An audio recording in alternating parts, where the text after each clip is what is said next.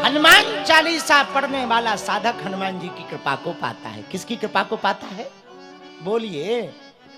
4 प्रकार का फल मिलेगा। कौन कौन? वर्णो रघुबर विमल यश जो दायकु फल 4।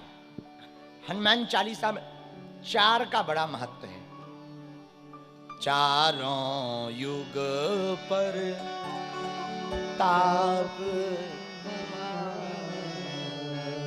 है परिसित जगत। 4 का बड़ा महत्व है चालीसा में। और प्रारंभ में ही जो दायकु फल, कौन कौन सा फल? अर्थ, धर्म, काम और मोक्ष। जो हनुमान चालीसा पढ़ेगा 4 फल पाएगा। कितने फल पाएगा? अर्थ भी पाएगा। तो क्या हनुमान जी की कृपा से पैसा मिलेगा? ठटनी के वरे जो काम नहीं बन रहे होंगे वो बनेंगे। जो संकट होगा वो मिट जाएगा। ए हा संकट कटे मिटे सब पीरा।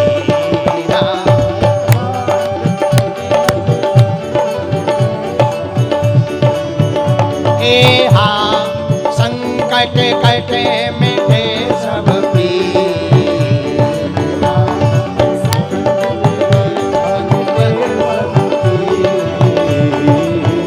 श्री राम जय राम जय जय राम। श्री राम जय जय राम। अजय हनुमान जी की भक्ति करोगे, हनुमान चालीसा पढ़ोगे तो संकट कट जाएगा। और संकट कट जाएगा, काम होने लगेगा। और काम कैसे होने लगेगा? ए हा और मनोरथ जो कोई सोई अमित जीवन फल और मनोरथ जो कोई सोई अमित जीवन फल पावे। श्री राम जय राम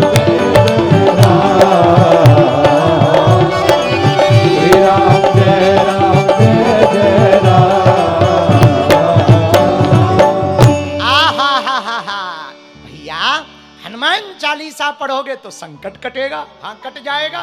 क्यों? कौन सो संकट मोरे गरीब को जो तुमसे नहीं बेगी हरो हनुमान महाप्रभु जो कछु संकट होए हमारो को नहीं जानत। हनुमान जी का नाम संकट मोचन है। तो हनुमान जी की भक्ति करोगे तो क्या होगा भैया? खूब जय जय होगी। अर्थ मिलेगा। अर्थ कौन सा? रुपया 2 प्रकार का होता है। गर्मी 2 प्रकार की होती है। कितने प्रकार की? एक मौसम की, एक रुपयों की। 2 प्रकार की गर्मी होती है। मौसम की गर्मी तो एसी से ठीक हो जाती, पर पद की, रूप की और रुपया की गर्मी तो जब तक निपट नहीं जाता तब तक ठीक नहीं होती। हाँ, ध्यान रखिएगा, ये बात बहुत ध्यान रखिएगा। ये गर्मी बहुत खतरनाक। एक बार एक बंबई का लड़का जिसका नाम चंगीलाल था, यही अंधेरी में रहता है, हमारा चेला है, काका के बगल में रहता है, हमारे पास आया। बोला गुरु जी बटन खोल के, नई नई चैन पहन रखी थी, और जो नई नई चैन पहने, नई नई अंगूठी पहने ना, उसको वही दिखाई देता है जो पहली बार अंगूठी पहनता है, भले ही उस उंगली का काम ना, उसी से कहता और बताओ। नई नई गाड़ी जो लेता ना, वो चाबी भले ही, अब उसका सब, जिसको नई गाड़ी पहली बार मिलती ना, एक ही टेंशन रहती, दूर पार्किंग में ना उतरना पड़े, लोगों के बीच में गाड़ी जाए, वहां उतरे वीआईपी बनकर, और धोखे से दूर पार्किंग में गाड़ी खड़ी करनी पड़े तो वो अपनी गाड़ी दिखाने के लिए पता है क्या करते? ऐसे चाबी फंस। आजकल डीजल बहुत महंगा हो गया, डीजल का कोई मतलब नहीं पूछने का, कर लोगों को पता लगे कि भाई साहब पे गाड़ी है, एक मुंबई का एक हमारा और चेला है चौबे जी, उन्होंने सोने का दांत लगवाया, दांत सोने का, कई लोग लगवा लेते ना। पंगत में बैठे तो पंगत में खीर आई, खीर कहना था खीर, पर दांत नहीं दिखाई पड़ेगा खीर में, बोले थीर ले आओ, थीर ले आओ, थीर, थीर ले आओ, थीर। लेकिन जो पर्स रहे थे वो काका थे। इन्होंने बगल में सोने का बाजूबंद पहन रखा था, इन्होंने कपड़ा हटाया, बोले बताओ कहां डाल ले। शेर को सवा शेर मिल जाते तब पता लगता है, तब बोले अब थीर मत कहना, खीर कहना। हाँ, ये नई नई चीज है ना, जिनको मिलती बड़ा उकताहट होती, भगवान ही बचाए। जो नया तबला वादक होगा वो ज्यादा अपना ये हिलाएगा, ऐसे हिलाएगा मानो पूरा मंच ही फेंक देगा। आओ आओ आओ। और नया नया हारमोनियम वाला, हमसे हारमोनियम नहीं बनती है। तुम देखो हम कभी कभी जब मस्ती में आते हैं तो तकिया ही फाड़ देते हैं।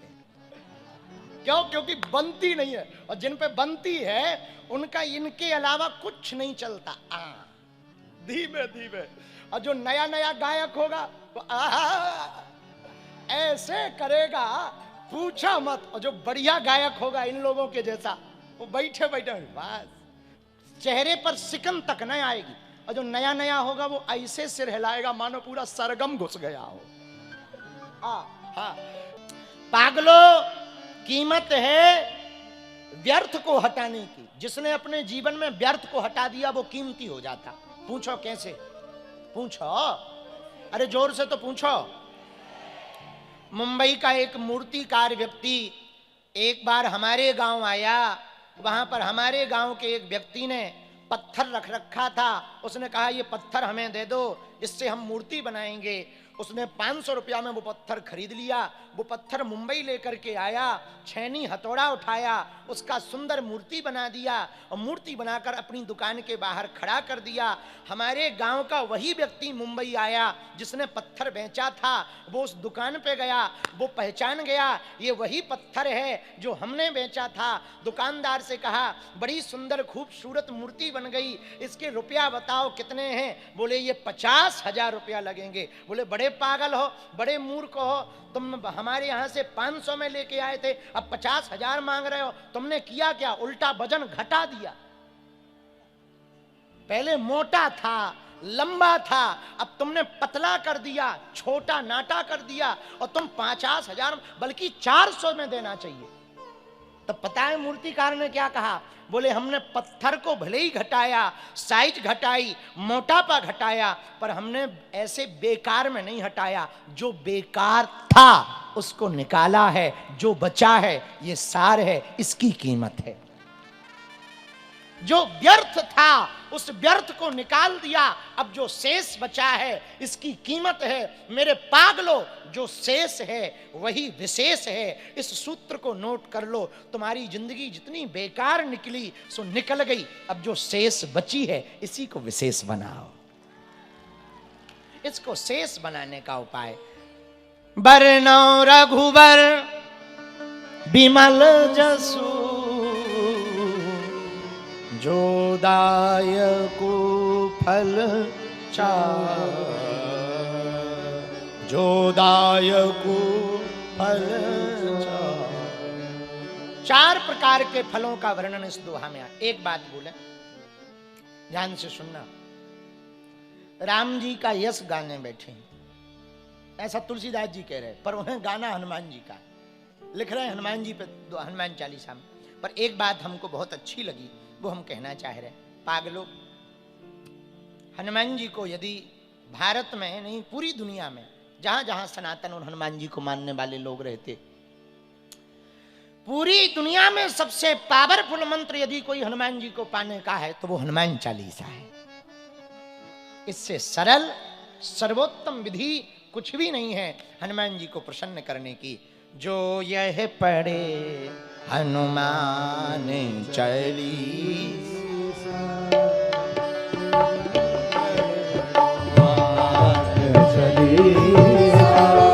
हो ही सिद्ध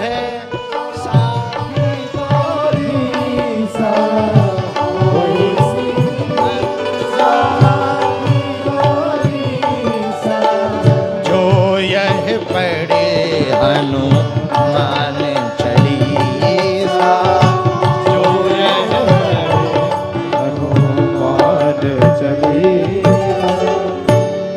जो भी हनुमान चालीसा पढ़ेगा हो ही सिद्ध साखी गौरी सा। हनुमान चालीसा पढ़ने वाले पाठक सुनो, हनुमान चालीसा के जो भी 40 दिन तक 100 पाठ पढ़ेगा, भगवान शंकर इसके साक्षी हैं, उन्हें हनुमान चालीसा सिद्ध होगा। ये हम नहीं कह रहे हैं, चालीसा का वर्णन है, महात्मा है। 40 दिन तक प्रतिदिन जो 7 बार पाठ कर छूटे बंदी महासुख।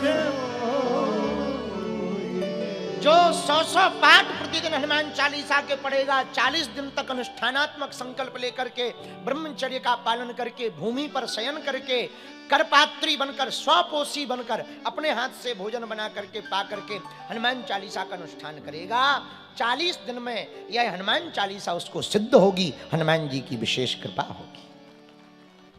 इतना अभूतपूर्व अचूक मंत्र है कली काल में।